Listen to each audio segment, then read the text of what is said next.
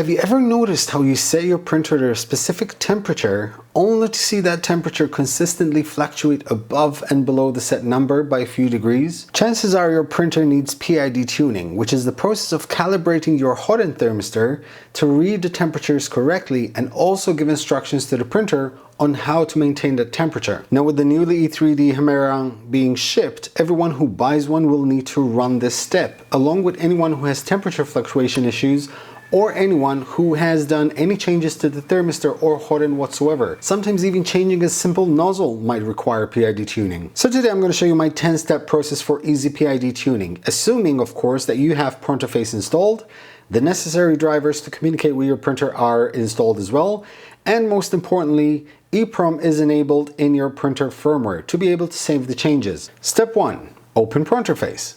Step 2. Connect the USB cable from the PC to the printer. Step 3. Switch on the printer. Step 4. Connect the printer in Pronterface by choosing the right COM port and baud rate. Step 5. In the command line, type M303, which is the command for auto tune.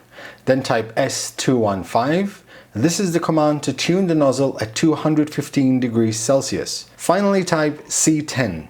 This is the command that will cycle the test 10 times. This will take a few minutes, so in the meantime, step 6, make some tea.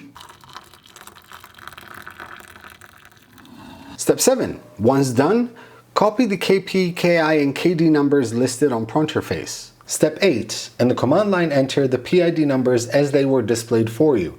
These will differ for any machine. Type M301 space P and then enter the number represented by the KP value, space, type I and the number represented by the KI value, then space D and the number represented by the KD values. Hit enter. These numbers will always vary, so don't just copy what I did. Make sure you type in the numbers that came up on your Pronterface.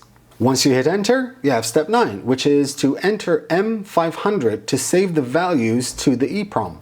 Step 10, disconnect your 3D printer, and you're done. Your PID values are now tuned. This whole process shouldn't take more than 10 minutes to do in total. If you have a habit of printing with higher temperatures than 210, as I usually do, I suggest you run this quick tune-up for those values as well in order to always have stable temperatures at any range. That is it from me, guys. Thank you very much for watching, and if you like these short videos and want more, let me know in the comments below. Make sure you like. As always, happy making, guys.